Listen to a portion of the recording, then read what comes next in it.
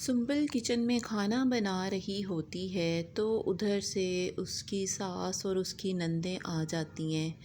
کہتی ہیں کہ اتنی دیر ہو گئی ہے اور ابھی تک تم نے کھانا تیار نہیں کیا، تو اس کو طعنے دینا شروع ہو جاتی ہیں۔ کہتی ہیں، اس کی نندیں کہتی ہیں، جو لڑکیاں فیس بک پہ، واٹس ایپ پہ لڑکوں کے ساتھ چکر چلاتی ہیں اور ان کے ساتھ شادیاں کر لیتی ہیں، تو وہ گھر گھرستی ان کو نہیں آتی اور وہ صرف فیشن کرنے میں ہی مصروف رہتی ہیں۔ اور ادھر سنبل یہ سن کے بہت زیادہ اس کو دکھ ہوتا ہے کہ یہ میرے بارے میں کس طرح سے باتیں کر رہی ہیں، اور اچانک سے اس کا ہاتھ جل جاتا ہے۔ تو اس کی ساس اور نندیں کہتی ہیں، اب ہاں ہاتھ لے کر بیٹھ جاؤ گی، اب یہ نہ ہو کہ ہمیں کھانا ہی نہ ملے، ہمیں تو ہر حال میں ٹائم پہ کھانا چاہیے۔ اس کے بعد نوشیروان کی جو ماں ہوتی ہیں وہ اس کو کہتی ہے کہ تم نے بہت اچھا فیصلہ کیا ہے کہ تم دعا کو ڈائیورس دینے جا رہے ہو، لیکن اب تم اس بات پر قائم رہنا، تمہارے سامنے تمہاری جو بیوی ہے کشمالہ، بچے ہیں، تمہارے سامنے پوری زندگی پڑی ہے، تم ان لوگوں کو دیکھو، تمہیں کسی چیز کی کوئی فکر نہیں ہونی چاہیے اور تم پریشان بالکل بھی نہیں ہو، جو تم نے فیصلہ لیا ہے وہ بالکل ٹھیک فیصلہ لیا ہے، اور اب جلد سے جلد جو ہے تم دعا کو طلاق دے کے فارغ کرو۔ اس کے بعد دکھاتے ہیں کہ جو سنبل ہوتی ہے وہ اپنے گھر آ جاتی ہے، کیونکہ اس کی ساس اور نندیں طعنے دے دے کر اس کا ہر جینا محال کیا ہوتا ہے انہوں نے، اور روزانہ رت رے آئے روز کوئی نہ کوئی اس کو طعنے دیتی رہتی ہیں، پریشان کرتی رہتی ہیں تاکہ یہ جو ہے گھر بسنے نہ دیں اس کا، وہ یہی چاہتی ہیں۔ تو لیکن اس کا باپ جو ہے اس کو سمجھاتا ہے، کوئی بات نہیں، تم صبر سے کام لو، اور کہتا ہے کہ فضا کو بھی تو ایسی تنگ کرتی تھی تم، تو تم اب برداشت کرو، کوئی بات نہیں، اب تمہارا وہی گھر ہے،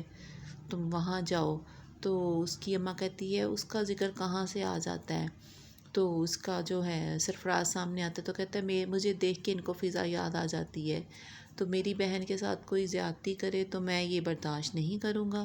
تو اس کا باپ کہتا ہے گھر بسانے کے لیے بچیوں کو ہی قربانیاں دینی پڑتی ہیں، ان کو ہی جو ہے سوچ بچار کر کے صبر سے کام لینا پڑتا ہے تاکہ ان کا گھر بسا رہے۔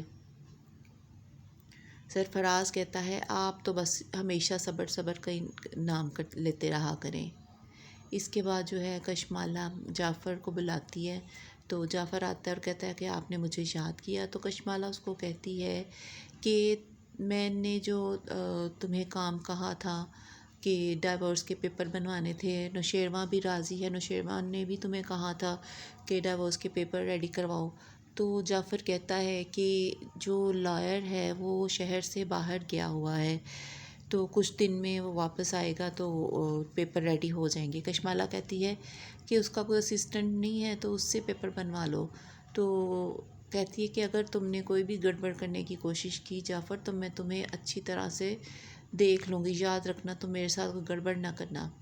ادھر خضر آتا ہے سنبل کے گھر، سنبل کو منانے آتا ہے، لیکن سرفراز جو ہوتا ہے اور اس کی ماں خضر کو بہت زیادہ طعنے دیتے ہیں، کہتے ہیں کہ روز روز کوئی نہ کوئی بہانہ بنا کر تمہاری جو ہے ماں اور بہنیں سنبل کو تنگ کرتی ہیں، اور کوئی بھی بہانہ جو ہے موقع لڑائی کا موقع جانے نہیں دیتی کہ آئے روز کوئی نہ کوئی جو ہے اس سے لڑنے کی بہانہ اور لڑنے کی سازش کرتی رہتی ہیں۔ خضر کہتا ہے وہ میری بیوی، میں بنا لوں گا۔ تو سرفراز کہتا ہے کہ تمہاری ہمت کیسے ہوئی تم یہاں آنے کی، تو کہتا ہے کہ آپ نے بھی تو فضا بھابھی کو کس حال میں رکھا ہوا تھا،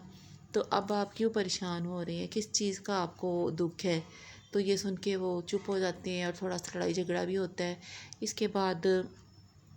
نوشیروان کے گھر میں دکھاتے ہیں کہ اس کی برسی ہوتی ہے اس کے بڑے بھائی کی، تو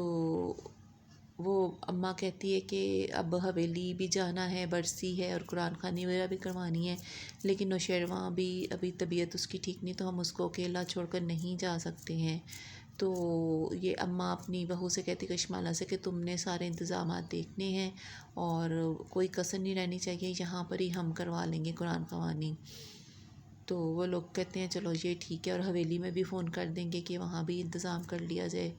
قرآن خوانی کا۔ اس کے بعد سنبل کو دکھاتے ہیں کہ اپنی ماں کو کہتی ہے کہ خضر آیا تھا اور آپ لوگوں نے مجھے اس سے ملنے نہیں دیا، حالانکہ میں اس سے ملنا چاہتی تھی اور میں اپنے گھر واپس جانا چاہتی تھی، آپ لوگوں نے بہت برا کیا، مجھے ملنے تو دیتے۔ تو اس کے بعد دکھاتے ہیں، ہبا کو دکھاتے ہیں کہ دعا وہ جو ہے جعفر کے ساتھ بات کر رہی تھی، جعفر کہتا ہے کہ آپ نے جو کرنا ہے جلدی کریں، کیونکہ ڈائیورس کے پیپر ریڈی کروانے کے لیے غزنوی نے مجھے کہا ہے اور ہم لوگوں کے پاس بالکل بھی ٹائم نہیں ہے، جو آپ نے ثبوت دینا ہے نوشیروان کو آپ اس کو دیں، جلدی کریں۔ ادھر دکھاتے ہیں کہ سرفراز کو کوئی اغوا کر لیتا ہے، اور کیونکہ کشمالہ نے کڑھائی کے جو ہے گنڈے ان کو کہا ہوتا ہے کہ سرفراز کو مار دیں، قتل کر دے، کیونکہ اب اس کو ضرورت نہیں ہوتی اس کی کوئی بھی۔ یہ تو اس کی اماں بہت پریشان ہوتی ہے سرفراز کے لیے، تو اس اپنے جو ہے ہسبینڈ سے کہتی ہے کہ آپ اس کے دوستوں کو فون کریں، تو وہ کہتا ہے کہ میرے پاس تو کسی دوست کا نمبر نہیں، ہاں کہتا ہے ایک دوست کا نمبر ہے، میں اس کو کرتا ہوں اور تاکہ وہ مجھے دوسرے دوستوں کے نمبر بھیج دے۔ تو پھر وہ ایک دوست کو فون کرتا ہے سرفراز کے، تو وہ کہتا ہے کہ نہیں سرفراز تو میری طرف نہیں آیا، تو یہ دیکھ کے بڑا پریشان ہوتا ہے سن کے جو ہے اس کا باپ، تو باقی دوستوں کے بھی نمبر لے لیتا ہے اور ہر دوست کو فون کرتا ہے، لیکن کسی بھی دوست کے گھر میں سرفراز نہیں ہوتا، ان کو پتہ نہیں ہوتا کہ سرفراز کو کسی نے اغوا کر لیا ہے، تو بس ہر طرف نمبر گھماتے ہیں لیکن کہیں بھی اس کا پتہ نہیں چلتا سرفراز کا۔ ادھر جو ہے اس کی برسی ہوتی ہے نوشیروان کے بڑے بھائی کی، تو جو کہ کشمالہ کا پہلا شوہر تھا، تو ادھر جو ہے اس کے باپ کی طبیعت خراب ہوتی غزنوی کے۔ ادھر اس کو جو ہے ملازم ڈائری دینے آتا ہے، کہتا ہے کہ یہ ڈائری جو ہے جعفر نے دی ہے، آپ سوئے ہوئے تھے تو جعفر چلا گیا اور اس نے مجھے یہ ڈائری دے دی ہے کہ میں آپ کو دے دوں۔ اس میں جو ہے نوشیروان کا بڑا بھائی جو ہوتا ہے اس نے کچھ راز کی باتیں لکھی ہوتی ہیں، تو جس کو پڑھ کے اس کا باپ جو ہے بہت زیادہ پریشان ہو جاتا ہے، اس پر حقیقت کھلتی ہے کہ اس کی موت کیوں ہوئی، کس وجہ سے ہوئی، تو یہ سب اگلی ایپیسوڈ میں ہم دیکھیں گے۔ امید ہے آپ کو آج کا ایپیسوڈ پسند آیا ہوگا، اور ویڈیو کو لائک شیئر کر دیں، سبسکرائب کر دیں چینل کو لازمی، اور اس کے علاوہ آپ کسی بھی پروگرام کا یا کسی بھی ڈرامے کا آپ ریویو دیکھنا چاہ رہے ہیں تو لازمی مجھے بتائیے گا، انشاءاللہ آپ کے ساتھ ریویو شیئر کروں گی۔ ملتے ہیں نیکسٹ ویڈیو میں،